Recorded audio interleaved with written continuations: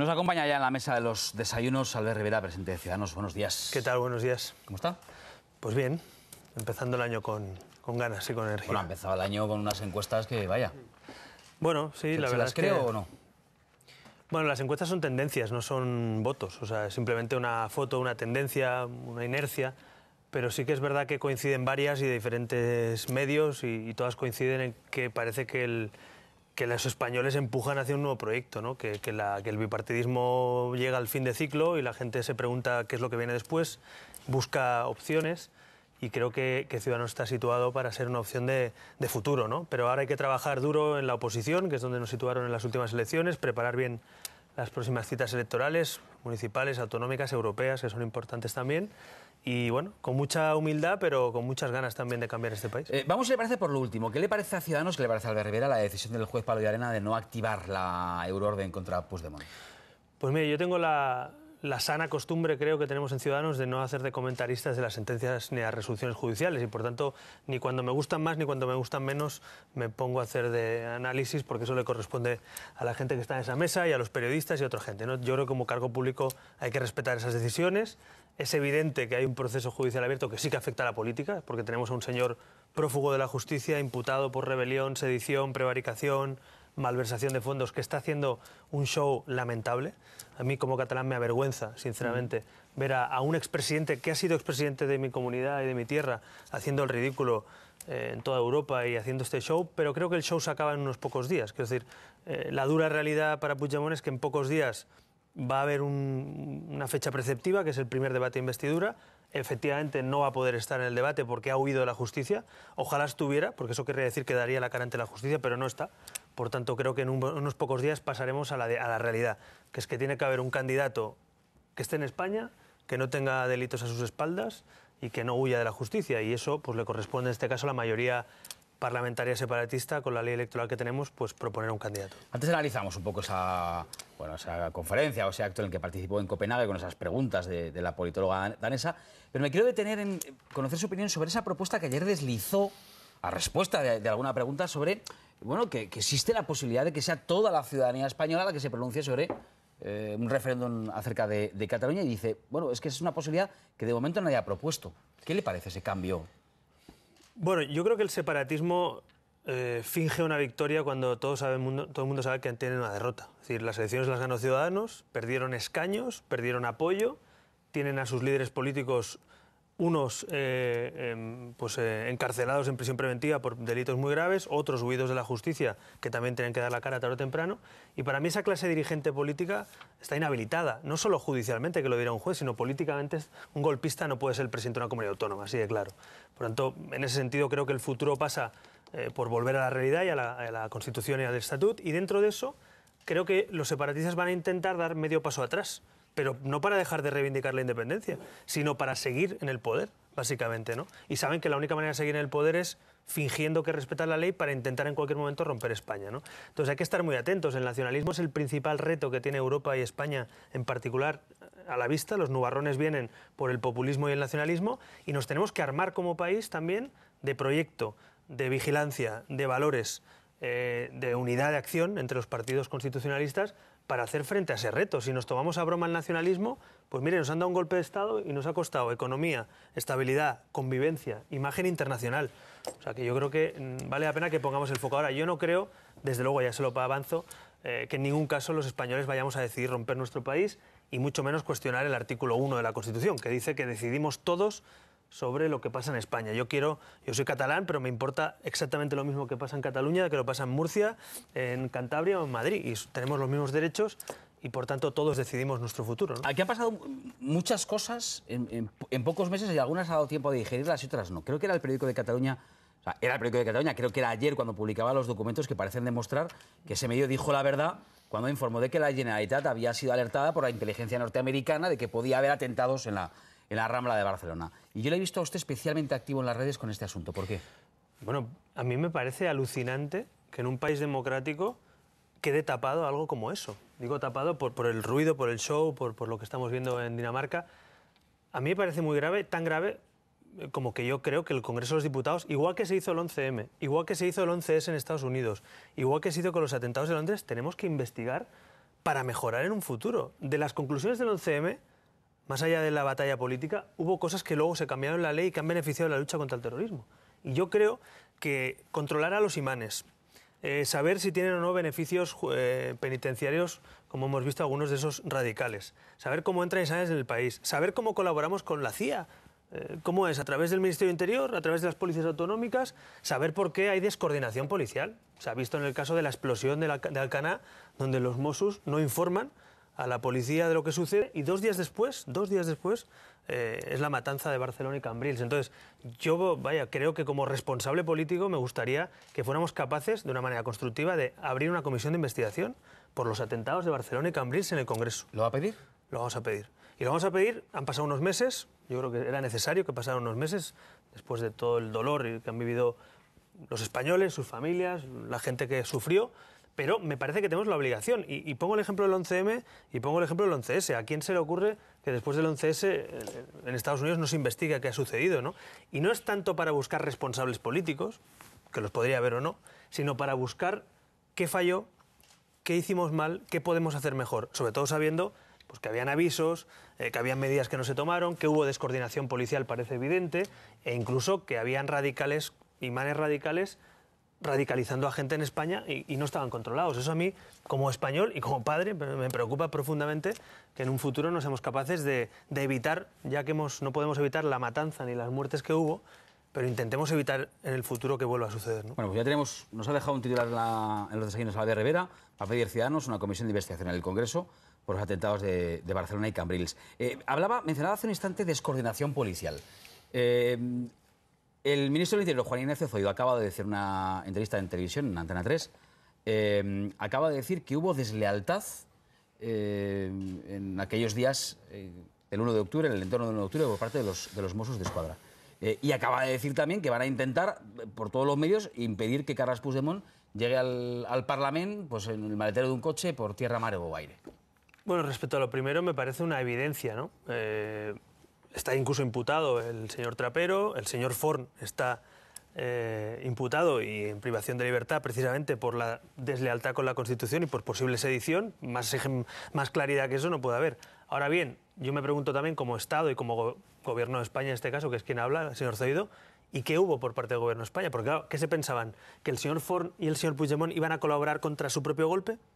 Eso es entre ingenuidad y como mínimo imprudencia. O sea, pensar que los Mossos d'Esquadra, bajo la dirección de Puigdemont y Forn, iban a trabajar codo con codo para desmontar su referéndum, oiga, perdone, cualquier ciudadano español sabía que eso iba a suceder. De hecho, yo, y creo que otros líderes políticos lo advertimos y dijimos, cuidado, que la dirección política de los Mossos, no los Mossos, la dirección política no va a actuar contra sí mismo. Y el Gobierno, 2 días antes, en una Junta de Seguridad, salió diciendo que sí, que iban a colaborar y que tenían 27.000 efectivos para el 1 de octubre. Pues no hubo 27.000 efectivos.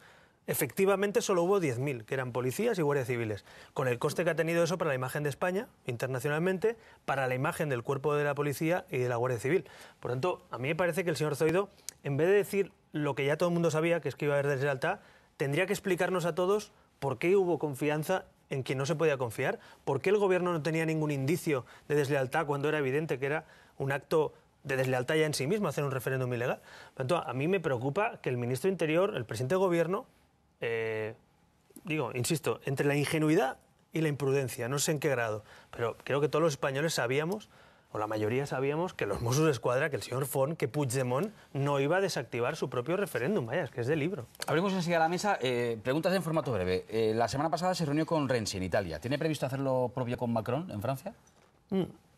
Pues la verdad que estamos haciendo diferentes visitas internacionales. Yo creo que uno no puede ser presidente de su país sin tener una posición relevante en Europa y conociendo la opinión de los principales líderes. Renzi es una persona, yo creo que un aliado europeísta, más allá de la pugna interna en Italia y sus elecciones internas. Creo que es una persona pro-europea. Creo que el eje futuro de Europa, como con Macron, no va a ser tanto si sale una mayoría de izquierdas o de centro o de derecha. El debate en Europa en 2019 va a ser si sale una mayoría pro-europea o anti-europea, si sale una mayoría pro-liberal o proteccionista, si sale una mayoría de salida de la Unión Europea de países como el Brexit o si fortalecemos Europa. Y desde luego Macron es otro aliado. Nuestros equipos pues, han colaborado en algunos asuntos económicos. Me consta que el Grupo Liberal, que es donde está Ciudadanos, está colaborando también en algunos aspectos. Y sí, espero en un futuro también poder tener esos encuentros. Pero lo importante más allá de los encuentros es si se forma en Europa una alianza pro-europeísta, pro-libertades, pro-libre comercio, frente a la amenaza del populismo. La idea de Macron ¿no? parece que pasa por crear un partido europeo pues, más o menos con las ideas que él ha puesto en marcha en la República Francesa. Sí, él hizo una propuesta en un discurso ya conocido, ¿no?, en la Sorbona, que planteaba una serie de ejes que nosotros compartimos en el 80-90%. Y también hay una familia, que es la familia liberal-demócrata, en la que está Ciudadanos, los centristas, para que se entienda todo el mundo, que también estamos planteando un paso más en la unificación europea, ¿no?, frente al reto del Brexit, frente al reto del populismo, del nacionalismo. Estamos en sintonía. Ahora hay que ver cómo cuaja eso, si es un grupo parlamentario futuro, si es un proyecto de nuevo partido, si los liberales demócratas y los en marche, digamos, europeos, sumamos juntos un proyecto. Yo creo que además podemos ser muy ambiciosos, porque con el hundimiento del socialismo en Europa podemos darle la batalla a los conservadores, ese grupo. Es decir, si se forma un grupo liberal y progresista amplio y transversal, se le puede dar la batalla en la victoria a los conservadores, a los del Partido Popular en Europa. Entonces, me parece que tenemos la obligación también de intentar sumar, ya no solo por el resultado electoral, sino por liderar una Europa más unida frente a los que quieren romper Europa, ¿no? ¿Quién le llama más? ¿Felipe González o José María Aznar? Esto ya sé que el morbo de las crisis de los demás partidos acaban rebotando pero Ciudadanos, que ha ¿no? sido llamativo esto de saber Sí. que los dos expresidentes hablan con usted. Bueno, ahora parecerá que cada mañana nos levantamos y nos llamamos y tal. No, la realidad es que hemos hablado alguna vez, es verdad. La realidad también es que yo lo he dicho antes de conocerles incluso a los expresidentes. Siempre he pensado que los expresidentes, si juegan en tu equipo, en el equipo de España, son mejor que no tenerles como jarrones chinos, que es lo que hacen algunos partidos. Y desde luego yo, con 38 años que tengo y queriendo ser presidente de gobierno, ni lo sé todo, ni pretendo saberlo todo, ni voy a dejar de escuchar a quien tiene experiencia. No quiere decir eso que suscribas todo lo que han hecho, por supuesto, todos los gobiernos anteriores. Pero, hombre, por ejemplo, el ejemplo de Cataluña. ¿Alguien entiende que Rajoy no contara ni con Felipe González ni con Aznar para hacer diplomacia internacional y explicar lo que estaba pasando en Cataluña? Yo lo hubiera hecho, sinceramente. ¿Por qué? Porque juegan en mi equipo, España, y el equipo es España, no es el PP, el PSOE de Ciudadanos, ¿no? Entonces, este tipo de cosas que en Estados Unidos es habitual, o sea, todo el mundo está acostumbrado a que Jimmy Carter, Clinton, Obama, si hace falta, o sea, estoy convencido que cualquier expresidente americano colabora con su país si hace falta. Pues hombre, ¿por qué no somos en eso un poquito más prácticos y en vez de enfrentar a los expresidentes, en vez de expatriarlos prácticamente de la política española, a lo mejor en vez de pelearse entre los partidos y sus expresidentes, podemos utilizar ese know-how para el futuro de España, ¿eh? Por tanto, yo lo pongo encima de la mesa. Es un debate, sé que en España no es común, en Estados Unidos es muy común y en otros países, pero a mí no me parece un problema tener expresidentes que te puedan ayudar en un momento dado en la diplomacia internacional, en la política en todo el mundo, en Europa, y desde luego a mí me hubiera gustado ver cómo el presidente de gobierno reúne a los líderes de la oposición, a los expresidentes, exministros de Exteriores, para colaborar. Y me consta que eso no se ha producido. Bueno, no me consta, lo han dicho ellos, ¿no?, que no les habían llamado. Y es un poco extraño, la verdad. Natalia Preciado quiere hacer una pregunta. Os recuerdo a todas, como siempre, quedamos fatal de tiempo. Y a nuestro invitado, en lo posible, pues se agradecerán preguntas. Dice usted, señor Rivera, que es práctico. No sé si le perjudica que le apoyen Aznar y Felipe González frente a la política actual. ¿Cree usted que el fin del bipartidismo del que habla, contra el socialismo, contra los conservadores, es el fin de las ideologías? Mire, le cuento que ayer leía una entrevista con Verónica Echegui, que es una actriz muy joven, que se hace eco de un sentir que está bastante extendido entre la juventud. Dice, con los años, y es una mujer de izquierdas, tal, dice, con los años me he dado cuenta de que la política no existe, es solo un negocio. Bueno, yo creo que algunos han hecho negocio con la política, pero la política es algo que si lo ejerces bien es noble, es necesario. Digo por el fin de las ideologías, porque ya digo ni esto por ni la lo frase, ¿no? Yo eso no lo comparto, pero sí que es verdad que hay gente que se ha hecho negocio y ha robado incluso, ¿no? Pero en el tema de la ideología, yo no creo que sea el fin de las ideologías, sí que es la renovación del eje político, me explico. La izquierda y la derecha nace en la Revolución Francesa hace 230 años, ¿no?, prácticamente. Sí, 230 años, ahora se cumplen, el año que viene. Entonces, después de 230 años, la gente no se diferencia si se sienta en un escaño en la izquierda o en la derecha, sino que hay nuevas preguntas frente al reto de la precariedad laboral, la lucha contra la corrupción, el europeísmo, el libre comercio, las relaciones internacionales. Y en ese eje, la izquierda y derecha ya no tienen respuestas, porque eran ideologías pensadas sobre todo para el siglo XIX y el XX. En el siglo XXI, pues la pregunta es, ¿eres pro libre comercio o anti libre comercio? ¿Eres pro-europeísta o anti-europeísta? ¿Eres progresista en los temas morales, civiles, libertades, o eres conservador en otros temas? Entonces, para mí surge un nuevo eje que Macron ha demostrado que ha matado literalmente a la izquierda y la derecha en términos políticos, donde surgió en Francia, que Trudeau ha dado una lección también en Canadá de cómo los liberales y progresistas le ganan a los conservadores y no a los socialistas, y que nosotros no engañamos a nadie, nos gustaría traer a España. Es decir, vamos a aglutinar a la gente en torno a valores y a un proyecto de país. Y por tanto, si antes has votado un partido u otro, me da igual, lo importante ahora es se aglutina. Entonces, yo no creo que sea el fin de ideología. Yo me considero una persona liberal, progresista y soy constitucionalista en España. Eso es una ideología, pero soy capaz de llegar a acuerdos con otros por el bien de este país. Entonces, creo que es el fin del eje izquierda-derecha para nuevas ideologías con nuevas preguntas, ¿no? Marta. Hemos visto, señor Rivera, que tras las elecciones catalanas las relaciones entre el Partido Popular y Ciudadanos pues, se han resentido, deteriorado ostensiblemente. Les están acusando de hacer políticas desde el Partido Popular, políticas oportunistas, que como no han gobernado, pues no han demostrado nada. Hablan pues, de su posición en la prisión permanente revisable. Yo quería saber qué van a hacer cuando vuelva al Congreso la prisión permanente revisable.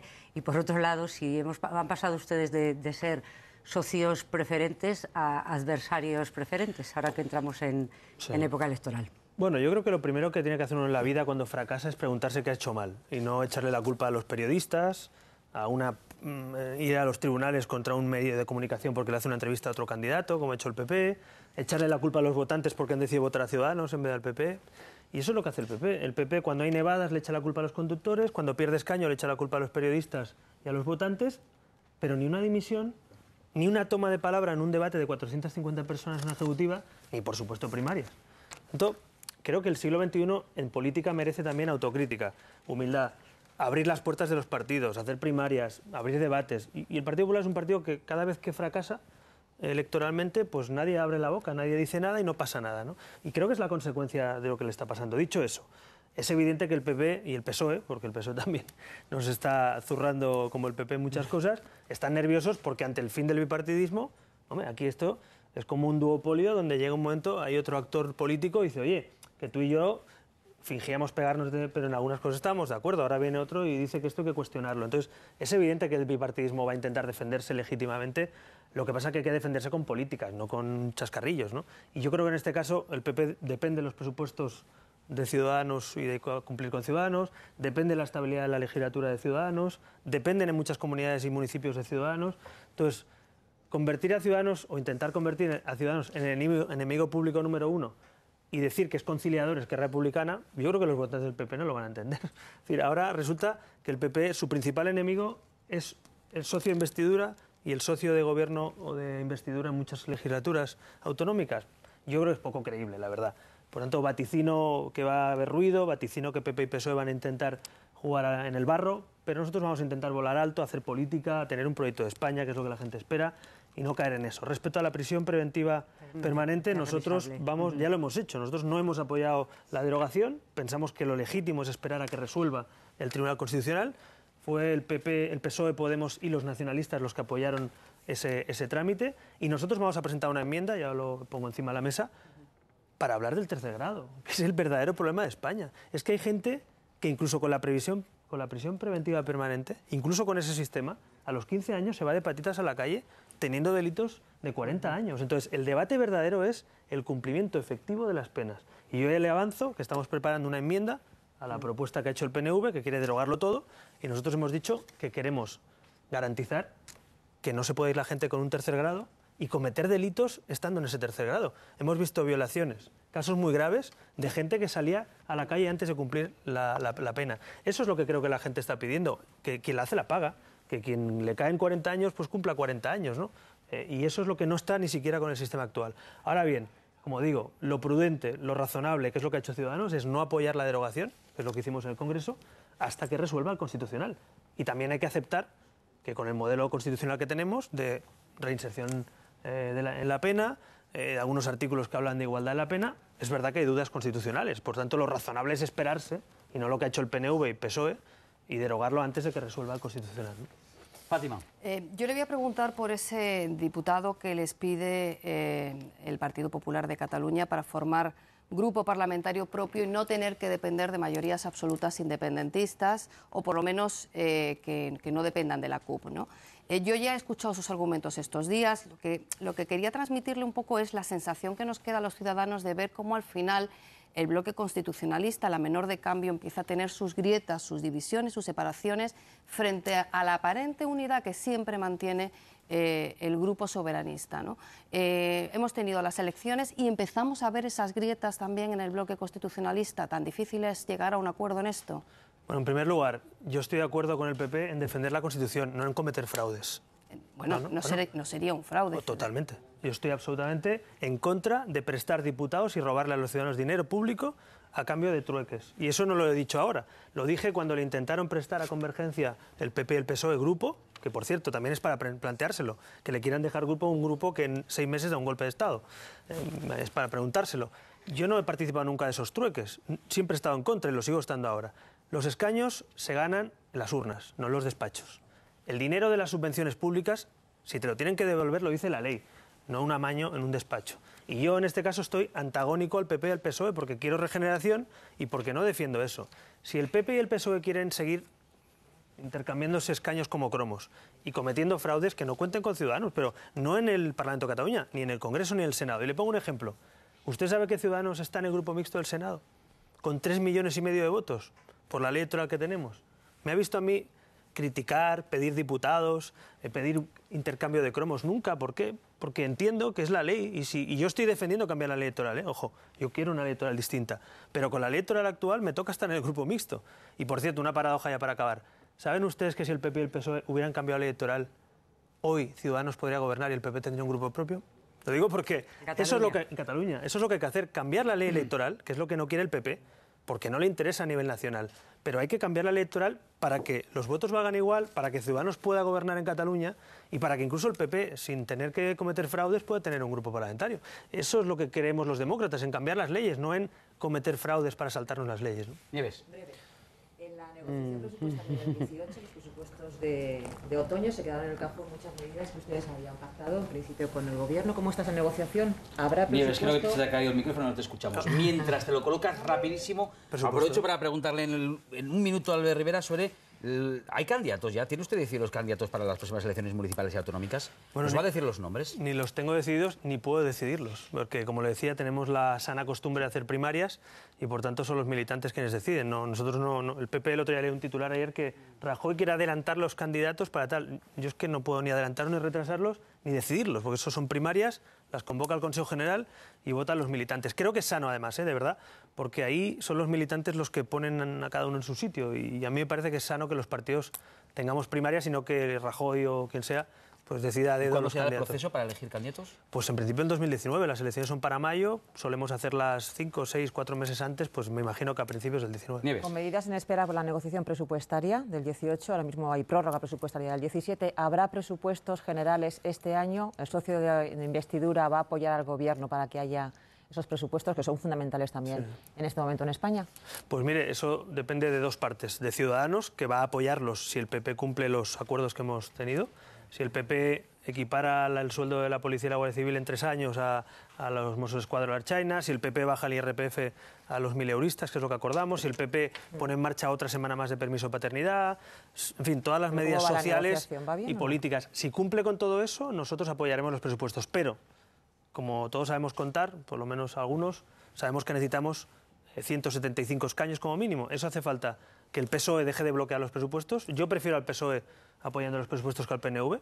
Yo no creo que los nacionalistas tengan que seguir marcando la agenda política nacional. No tiene sentido que la sanidad española, la educación española, las infraestructuras en toda España queden condicionados por un 0, no sé cuántos de votos con el sistema electoral que tenemos. Así que yo le pido al PSOE y a Sánchez que si quiere tener pactos, el mejor pacto de Estado posible es apoyar los presupuestos. Por lo tanto, el PSOE debería bajarse del no es no y aceptar negociar los presupuestos, como por cierto ha hecho Ciudadanos en Andalucía o como ha hecho Ciudadanos en Madrid. Nosotros sí que estamos acostumbrados a negociar, así que espero que el PSOE cambie su actitud y si no, pues dependeremos de los nacionalistas otra vez. Nos hemos quedado sin tiempo. Esa cámara que tiene ahí, ya se lo sabe, le dejo este rotulador, es la que usted puede usar para dejarnos la firma, Muy bien. la firma de Albert Rivera, presidente de Ciudadanos, al que le agradezco que haya venido Muchísimas gracias. a desayunar con nosotros. Por cierto, mientras vemos a Albert Rivera, hace un momento veíamos a